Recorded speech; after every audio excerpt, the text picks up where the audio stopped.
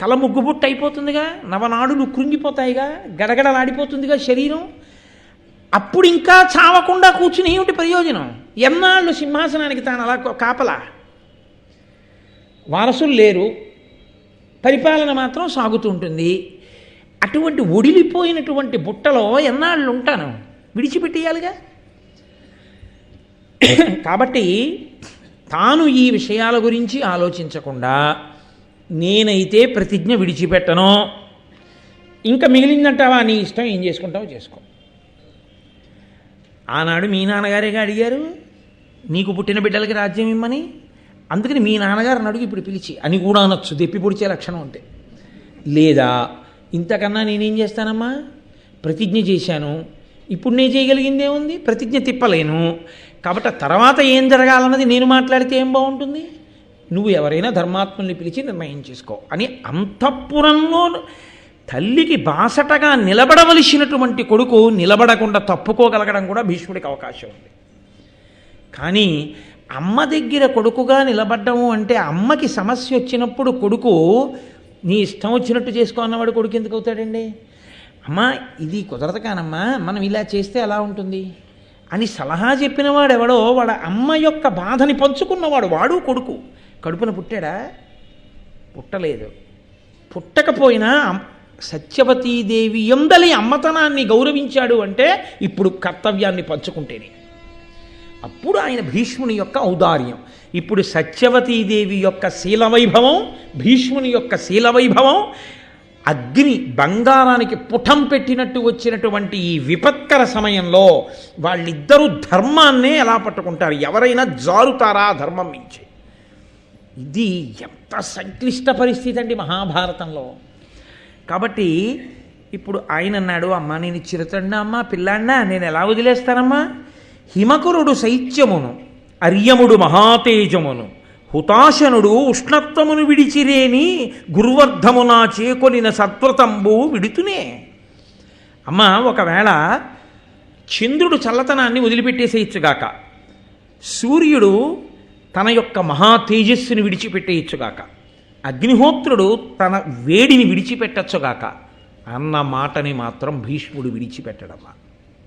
కాబట్టి నేను ఒక మాట అంటే ఆ మాట నుంచి తిరుగుడు పడడం అన్నది లేదు. కాబట్టి నేను నా శపథాన్ని మార్చుకోవడము అనేటటువంటి పరిస్థితి లేదు. కాబట్టి సమస్యకి ఉన్నటువంటి రెండు పరిష్కారములలో ఒక పరిష్కారం వైపు తలుపులు మూసేశాడు భీష్ముడు. తాను వివాహము చేసుకొనడు, తను సింహాసనం మీద కూర్చొనడు. కాబట్టి తన వైపు నుంచి రాజప్రతినిధిగా ఆ సింహాసనం మీద కూర్చునేవాడు వచ్చేంతవరకు రక్షణ చేసి అప్పజెప్పడం వినా తాను ఆ వంశాభివృద్ధికి తిన్నగా బిడ్డల్ని కని ఏదో పాత్ర పోషించడం అనేది కుదరదు చెప్పేశాడు. ఇక మిగిలిన అవకాశం ఏముంది? అంబిక అంబాలిక ఉన్నారు, వాళ్ళకి భర్తలు లేరు.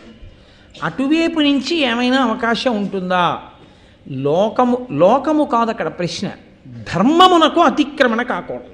ధర్మాతిక్రమణము కాకుండా సంతానమును పొంది, సామాన్యం కాదు, ద్వాపరయుగం అండి, ఎంతమంది ధర్మాత్ములు, ఒకరు కాదు ఇద్దరు కాదు, ప్రశ్న వేరు అదేమిటయా అని. అసలు సరి అయిన చరిత్ర తెలియకుండానే పెద్ద భార్య కుమారుడికి రాజ్యం అంగీకరించారు, ప్రతీపుడి విషయంలోనే అంగీకరించలేదు. ప్రతీపుడికి ఇస్తానంటే ఆ రెండో వాడికి అటువంటిది, పెద్దవాడికి ఇస్తానంటే అటువంటిది, ఇప్పుడు కొత్తగా అంబికకి అంబాలికకి భర్తలు లేకుండా కలిగే సంతానాన్ని సింహాసనం మీద కూర్చోబెడతానంటే ప్రజలు అంగీకరిస్తారా? ఋషులు అంగీకరిస్తారా? ఎవరు అంగీకరిస్తారు? పైగా అది ధర్మం అవుతుందా? కాబట్టి అసలు ధార్మికమైన మార్గం ఉన్నదా? ఏదో సంతానం కాదు, ఏదో సంతానానికి మీరు ఒక విషయాన్ని గుర్తుపెట్టుకోవాలి, సభాముఖంగా చర్చ చేయడం కష్టం.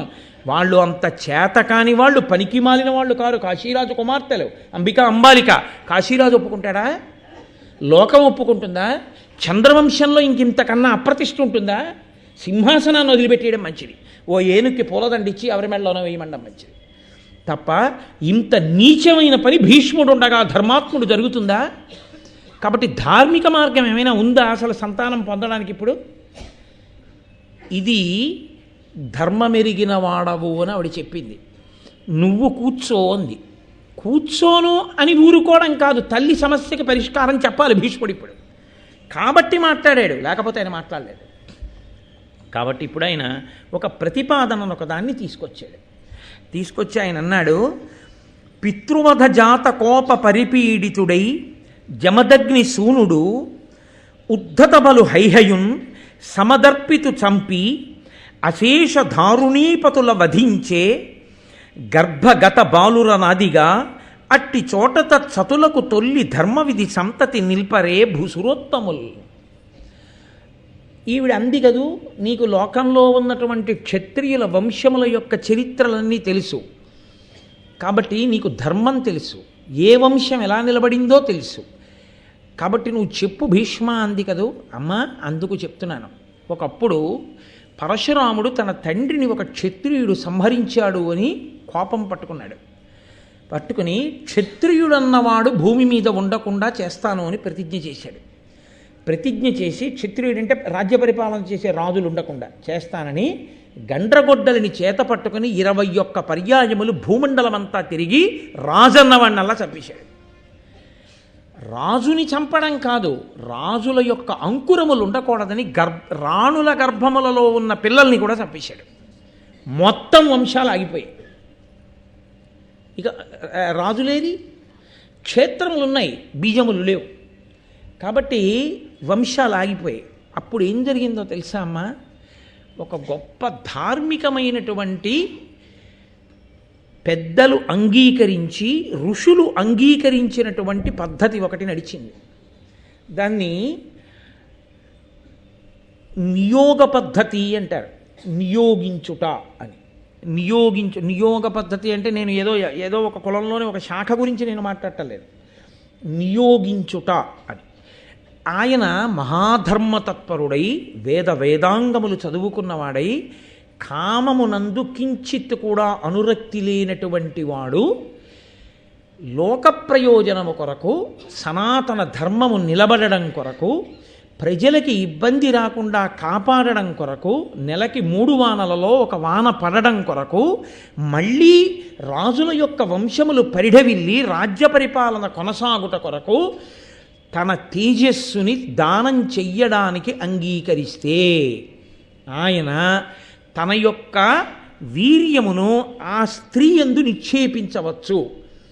నిక్షేపిస్తే కలిగినటువంటి సంతానం ఏది ఉంటుందో ఆ సంతానము సింహాసనం మీద కూర్చుంటుంది. ఆంధ్రభారత అంతర్గతము కాదు, కానీ ఇది ఎంత సంక్లిష్టముగా ఉంటుందో తెలుసా అండి. అందుకే కలియుగంలో ఈ పద్ధతి లేదు. ఎందుకంటే అసలు అటువంటి స్థితి ఉన్నటువంటి మహాపురుషులు ఉండే అవకాశమే లేదు. కాబట్టి అసలు ఈ నియోగ పద్ధతి అన్నదాన్ని కలియుగమునందు అంగీకరించలేదు, తీసేసింది ధర్మశాస్త్రం. అసలు శ్వేతకేతుడి వృత్తాంతం దగ్గర నుంచే ఒక్క ఉత్తరకురు భూముల యందు తప్ప తీసేశాడు, ఆయనే తీసేశాడు ద్వాపరయుగంలో. కాబట్టి ఏ మహాపురుషుడు అలా ఇద్దామనుకుంటున్నాడో, సంతానమును కల్పించాలి అని సంకల్పం చేస్తున్నాడో, ఆయనకి ఏ స్త్రీకి ఈయన అటువంటి సంతానాన్ని కల్పించడానికి ఉద్యుక్తుడవుతున్నాడో ఆయనకి ఆమెతో ఉన్న వరుస ఏమి ముందు చూడవలసి ఉంటుంది కదా. అసలు ఈ అన్య స్త్రీ, ఆమె ముఖం ఈయన తెలియదు, ఈయన ముఖం ఆయన తెలియదు, అదొక ఎత్తు. ఏదో అనుబంధం ఉంది, ఇద్దరి మధ్య బంధుత్వం ఉంది, ఆ అనుబంధం మరదలయ్యి ఉంటే మరదలు కోడలతో సమానం. అన్నదమ్ముడు మరణిస్తే ఆమె విధవరాలైతే ఇక సంతానం లేకపోతే వంశం ఆగిపోతుంటే, అలాంటప్పుడు ఉత్తముడైనటువంటి వేదం చదువుకుని అసలు కామస్పర్శ లేనటువంటి ఒక మహాపురుషుడు తన వీర్యదానమును చేసి వంశమును కల్పించవచ్చా అంటే, ఇక్కడ ఇద్దరూ పతనమైపోయి ఆ వంశమంతా నశించిపోతుంది. ఎప్పుడో తెలుసా అండి, గదిలోకి వెళ్లే ముందు కానీ గదిలోంచి బయటకు వచ్చాక కానీ ఇక ఆమె యందు ఆ తలంపు ఆయనకు ఉండకూడదు. గదిలో ముందు నించున్నప్పుడు మరదలన్న భావనే, గది బయటికి వచ్చేశాక ఇక మరదలే. ఒక్క సంతానమును కృప చేసిన సమయంలో మాత్రం ఉదారుడై కామోపభోగము కొరకు కాకుండా మాత్రమే తేజోదానము చేయగలిగిన వాడై ఉండాలి. అందుకే ఆవు నీతిని ఒంటి నిండా రాసేసుకుంటారు అని చెప్పింది. ఇక నేను దీన్ని అంతకన్నా విడమర్చి సభాముఖంగా మాట్లాడడం నాకు ఇష్టం లేదు. ధర్మ సంబంధమైన విషయాన్ని ఒక గంభీరమైన స్థితిలో మీరు అర్థం చేసుకోవడానికి నేను అంతవరకు ప్రతిపాదన చేశానంతే. కాబట్టి అటువంటి స్థితిలో మహాపురుషులు అటువంటి వారు కామోపభోగము కోరని వారైతే మొదటి అవకాశం ఏదో తెలుసా? సుక్షత్రియుడు జన్మించేది ఎప్పుడు అంటే, ధర్మము తప్పని స్థితి ఎప్పుడు కలుగుతుందంటే, ఆ వంశంలో ఆమె యొక్క భర్త చనిపోయి ఉన్నప్పుడు ఆమెకి బావగారి వరస కానీ మరిది వరస కానీ ఉన్నవాడెవరైనా మహాధర్మాత్ముడై గొప్ప బ్రాహ్మీమయమూర్తి అయిన వాడయ్యున్నవాడు ఉంటే దేవరన్యాయం అంటారు. ఆయన అలా సంగమిస్తే, అందుకే కామోపభోగం అనేది ఏది ఉండదు అందులో, కేవలము వీర్యప్రధానం అంతే. అలా చేయగలిగితే వంశము నిలబడుతుందమ్మా. ఋషులు తప్పు పట్టరు, ధర్మము చెడదు. లోకంలో పరిపాలన చేసిన రాజవంశములన్నీ ఒకనాడు పరశురాముడు చంపగా ఆ తర్వాత వచ్చినటువంటి వంశములన్నీ బ్రాహ్మణ దత్తములే అలా వచ్చాయి. కాబట్టి లోకము తప్పు పట్టలేదు. కాబట్టి అలా కుదురుతుందేమో లోతుగా విషయ పరిశీలనాన్ని వృద్ధ బ్రాహ్మణులతో, వృద్ధులైనటువంటి కుల పెద్దలతో చర్చించు అన్నది. ఎంత మర్యాద చూడండి, ఎంత ధర్మమో చూడండి. తల్లి సమస్యని తాను పంచుకోవాలి. ఇప్పుడు వచ్చిన సమస్య సామాన్యమైన సమస్య కాదు, దీనికి పరిష్కారం దొరకాలి. వెంటనే ఆవిడ కూడా అంత ఉదారురాలై సమాధానం చెప్పాలి కదండి. ఆయన ఇంకొక ఉదాహరణ ఒకటి చూపిస్తూ ఒక విషయాన్ని మాట్లాడాడు. ఒకానొకప్పుడు ఉతధ్యుడు అనేటటువంటి మహర్షి యొక్క భార్య అయినటువంటి మమత యందు బృహస్పతి వచ్చి ఆమెతో మాట్లాడి తన వరాన్ని అపేక్షిస్తున్న సమయంలో ఆమె గర్భంలో ఉండేటటువంటి బిడ్డడు బృహస్పతిని తిరస్కరించినప్పుడు ఆయన నీవు అంధుడవుతావని శపించాడు. ఆ కారణం చేత ఆ ఉతధ్యుని యొక్క భార్య కడుపులో ఉన్నటువంటి పిల్లవాడు అంధుడిగా పుట్టాడు. తమస్సు అంటే చీకటి. ఇక పుట్టినదాదిగా చనిపోయే వరకు పుట్టుగురుడివాడు కాబట్టి ఆయన్ని దీర్ఘతముడు అని పిలిచారు. కానీ ఆయనకి ఎలా అబ్బిందో, కళ్ళు లేకపోయినా స్వరం కదండి, విని కదా నేర్చుకుంటారు వేదం. మహావేద పండితుడైపోయాడు, గొప్ప వేద పండితుడైపోయాడు. ఆ వేద పండితుడైతే ఆయన వివాహం చేసుకున్నాడు. ఆయనకి గౌతముడు అని పేరు కలిగినటువంటి కుమారుడితో సహా చాలామంది కొడుకులు కలిగారు. చాలామంది కొడుకులు కలిగిన తరువాత ఒక రోజున ఆయన భార్య ప్రద్వేషిణి అనబడేటటువంటి భార్య ఆయన్ని విసుక్కుంది. చికాకు పడితే ఆయన అన్నాడు, నువ్వు భర్తని, నా మీద ఎందుకు ఇలా చికాకు పడుతున్నావు అని అడిగాడు. అడిగితే ఆవిడంది, పతియు భరించుగావున భర్తయ్యే, భామ భరింపబడునుగాన భార్యయ్యే, పరగ అవి మనయందు వీడ్వడియే, నిన్ను నేను ఎల్లకాలము భరింతుగాన. లోకంలో ఆడదాన్ని భరిస్తాడు కాబట్టి భర్త అంటారు, భర్త చేత భరింపబడుతుంది కాబట్టి భార్య అంటారు. కానీ మన విషయంలో తేడా అయింది. నువ్వు పుట్టుగురుడివాడివి, అందుకని నీకు అన్నం పెట్టడం, నిన్ను పోషించడం నా పని అయింది. కాబట్టి నేను భర్తనయ్యాను, నువ్వు భార్య అయ్యావు నిజానికి. కానీ లోకంలో నువ్వు భర్త, నేను భార్య అంటున్నారు. అందుకే నాకు అసహ్యం. నువ్వు నన్ను భరించింది ఏమిటి? ఎప్పుడూ నిన్ను భరించడమే నాకు సరిపోతుంది. గుడ్డివాడివి, ఎందుకు పనికిరావు, ఏమీ వెళ్ళలేవు, ఏమీ చెయ్యలేవు, ఆ వేదం చదువుకుంటూ కూర్చుంటావు. ఎవరైనా సంతోషించి నీకు ఏమైనా చేతిలో పెట్టారా దక్షిణ, అదిగో అది పనికి వస్తుంది అంతే అని ఆమె ద్వేషించి మాట్లాడి కోపంగా మాట్లాడితే ఆయన ఆ రోజున మొత్తం స్త్రీ జాతికి ఒక శాపవాక్కు విడిచిపెట్టాడు. అప్పటి వరకు స్త్రీ జాతి యందు భర్త మరణించిన 5వ తనానికి సంబంధించినటువంటి చిహ్నములను విడిచిపెట్టడం అనేది లేదు. దీర్ఘతముడు ఇచ్చినటువంటి శాపం దగ్గర నుంచే పరిస్థితిని మార్చవలసి వచ్చింది.